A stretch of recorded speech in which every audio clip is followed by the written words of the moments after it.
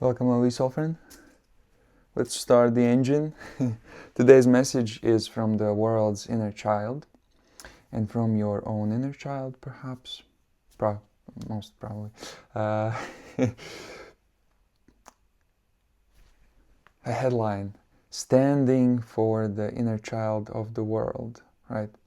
So we need leaders to stand up for the inner child of the world.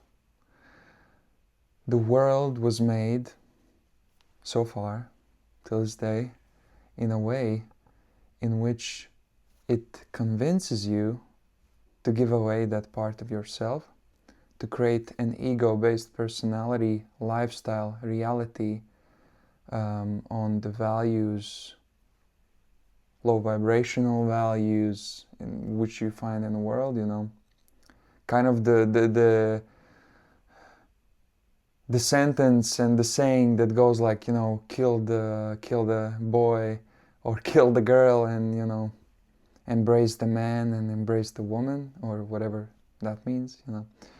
So I even saw this somewhere, recently, and it kind of inspired me even more to share the opposite thing, which is you can be a man and a woman and still have a place for your inner child in the world. And your inner child is probably the most sacred thing, because it's not so much about it's not so much about describing it as a child, but describing it as a sacred part of you which you were closer to when you were a child, right? So it's a sacred part of you which you give away, and then you're guided by what? If you give away a part of you that is much like the closest part of you to divinity, and then the rest of your life is just like, what the hell are you following even for? What are you creating, right? And today's message, so the first thing that I wanted to kind of get through, that Spirit wanted to get through, is sort of this: if you're really resonating with this message and feeling the courage and the bravery and kind of the Archangel Michael energy, to be that leader, to stand up for that. Meaning leader, you don't have to be somebody in front of a lot of people. Being a leader is simply standing up for a certain frequency, for a certain reality. Meaning that people around you, they may be saying, stop acting childish,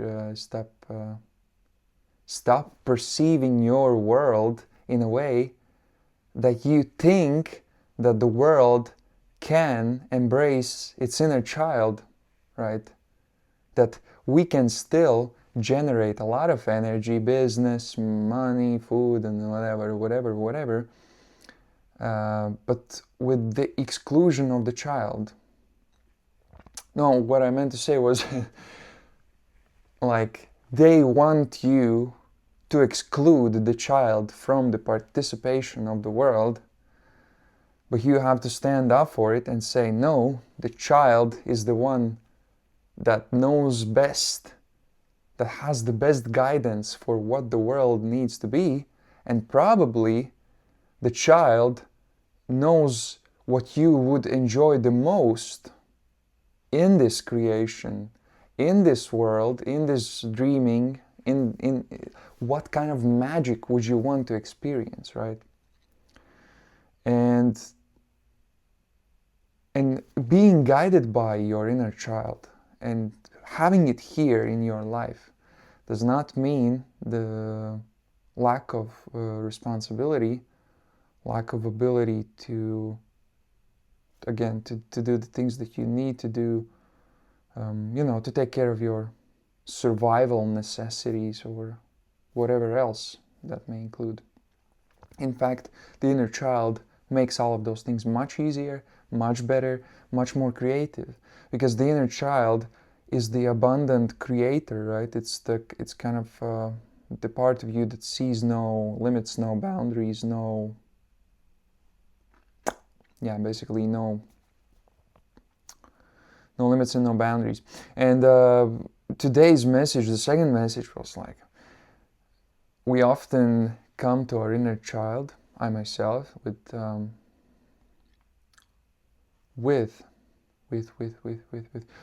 kind of in my mind it was like that the inner child is something, it's like a happy high vibration, right? And it's a lot of games and it's all of that. That is true. But the inner child side of the inner child, which is mostly forgotten, is the angry side. It's the anger, it's the frustration, it's the kind of like, I don't like this. I will not stay silent and stand for this. So it's kind of the abused side of your inner child. But, well, abused side. But how do we approach it? And we approach it in a way that we come to our inner child, that we can come expressing our inner child through a lot of anger. You know, yesterday I was playing a game. I usually like to make some games and I try to play, and I flipped something and I said, I'm gonna play a game of anger. So I would like go to my higher self and just be like absolutely mad and angry and just say everything that I was angry about. And I realized that in order for me to play, I don't have to be guided by emotions that are, that are always, or frequencies, vibrations, emotions that are in a sort of high vibration. I can make games that are led by anger, that are led by frustration, that are led by kind of you're just not standing for something, or asking for compassion from the universe, that you cannot always figure out something, or that you cannot always do something by yourself, that you do feel frustrated and stuck sometimes, and like there is no further step to take. So, and this is me being angry when I was this young. Kind of going like this. Oh, sorry.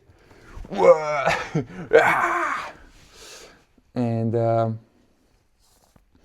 so the message is, being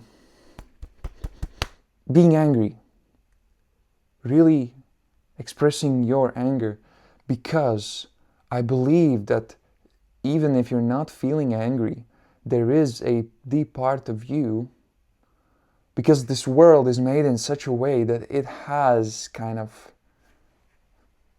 in a slow, natural, unnatural way, taken away, disregarded that part of you, and also convinced you that that part of you does not have a place in this matrix reality, but it is the part which, like, it needs to come back, it needs to have a place, and actually it needs to flip the whole reality world upside down, so that we can tap into that new earth, new paradise, higher frequency. What do you desire to do? Abundance, magic, and everything. And that is that guiding light for that. That is the most important guiding light. And you need to get angry to get there, is what I'm trying to say. You need to get in touch with the inner child's anger.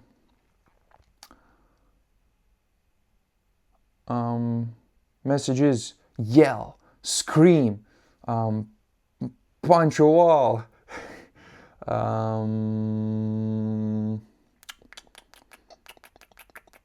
Well, yeah, just, actually we're going to do it today, so don't let anybody convince you that in the future you have to become more serious. You actually have to take this part back. So we're gonna do it now. Imagine that you are where you're sitting, where you're listening. You're in elevator, right? You're in an elevator. And we are going to elevate ourselves. Now elevate, press a button, and we're going up to our higher self. Our higher self, which is the observer of our whole incarnation, of our whole life. So it sees like the whole spectrum from when we come in to when we will leave. And I want you to, at this moment of time, whatever frustrates you, whatever challenges you, whatever, like even if you're just feeling numb and having no direction,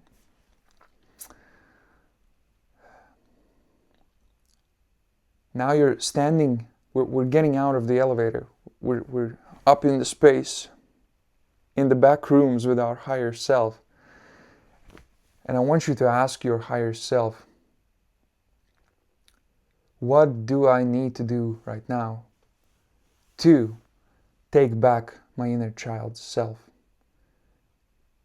To follow my highest desire, to follow my true desire, not the desires of my ego, not the desires which convince me of false safety, but those desires which truly fulfill me.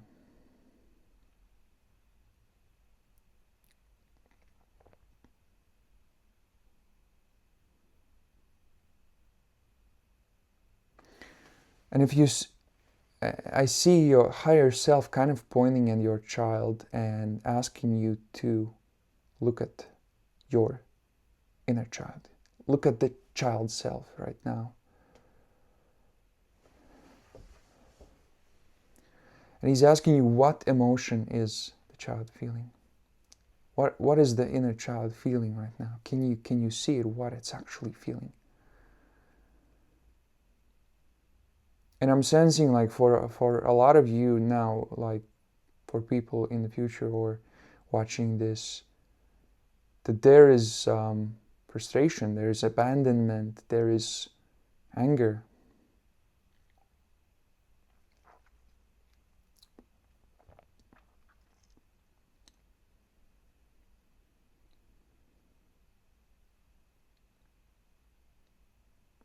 And now, like, if you can see at what that anger is directed at. Is it the world? Is it your parents? Is it people, collective, stupid people, friends? Can you channel now through yourself that? Say, nothing is working for me. I'm absolutely frustrated. Life is not satisfying me. Look at the society, the collective. It's going to fucking shambles, and the war, and why do people have to live in poverty, and why do we have to slave ourselves to work to death, and feel it, feel the anger. Feel the frustration. Allow it to be okay to feel those emotions. Because once you feel them, you will know what you will not stand for, right? You will know your boundaries, you will know your energy and that which you stay true to. Because a lot of people do not stay true to things, they do not get angry about things, they do not create boundaries, and therefore they do not manifest that like true desirable life, true desirable magic, because they do not allow to say no. Fuck off, that's enough. No.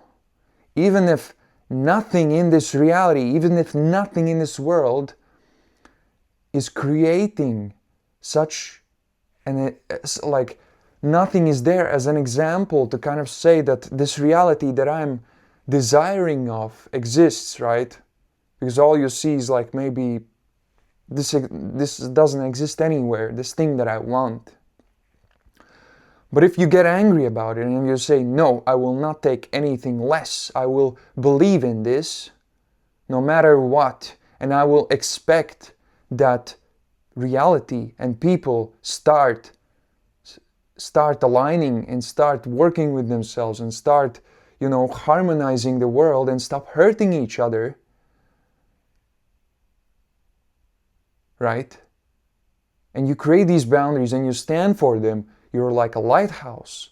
You're beaming this light onto the world. You're standing for your inner child, for the inner child of the world, to stop the abusing, to start creating magic, to start following your desires, to not follow just materialistic desires which they kind of believe they want, or other devil voices and ideas of kind of egoic elevation, because there's even in the spiritual community now a lot of people that are believing that their kind of new manifested cycle world life, which elevates their spiritual ego or which makes them somehow chosen or whatever, that's a fulfillment. Yet it's a false fulfillment. It's a fulfillment which creates selling of a soul, right? A lot of people are selling their souls, not seeing that they're selling their souls, because they think it's like something that you do, you do very literally, where you go sign a contract or it's like rituals or something. No, you're selling your soul by following a false desire. And then after 10 years, you're like, oh, wow, where the fuck am I? What is this reality?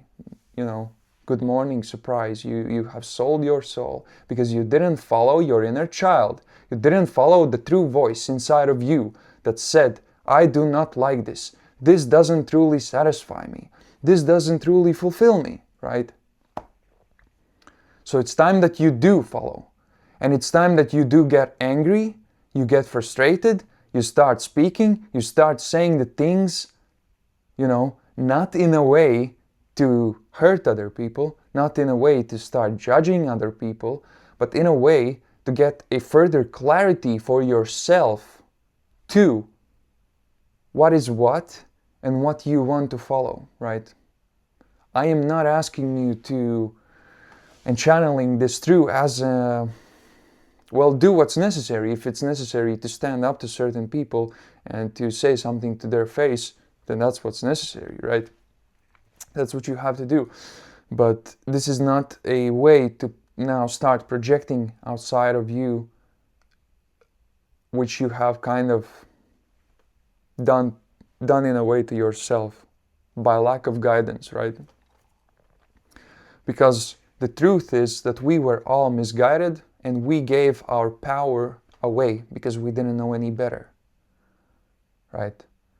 So this is not me saying the world took away something from you. It's me saying the world was shit and it convinced you to give away, to give you, like you had the power. It convinced you to give away something. Which means that now you're gonna get angry and you're gonna take it back. And you're never gonna give your power away ever again. It's only gonna get better, right? And I feel like a lot of people need this release. After this release and this storm, there's always clarity. There's always, okay, now I see. Now I am clear. Now I see clearly.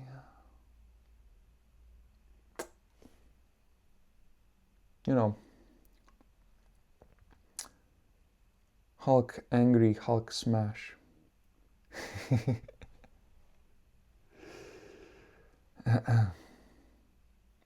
So today I was intentionally holding space for more anger, right? There's time to have peace, there's time to have healing, and there's time to be frustrated and be angry. Wow. All right, that was a message. See you later. Bye bye.